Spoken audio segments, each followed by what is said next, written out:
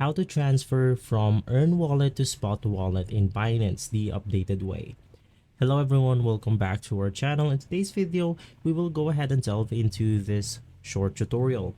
Now, of course, the first thing that you want to do is to open up and log in your Binance account.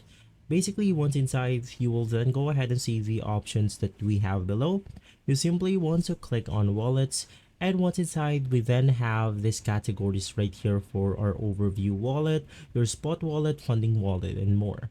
Now, since we want to transfer our wallet from the Earn wallet to Spot wallet, you want to go ahead and click on Earn right here. Now from here, you can just go ahead and scroll down to the Assets button, and once inside, you specifically want to click on a token that you want to transfer. Now for example, we have a token right here, so you can just go ahead and click on it, and once inside, you can then go ahead and see a button called Redeem button.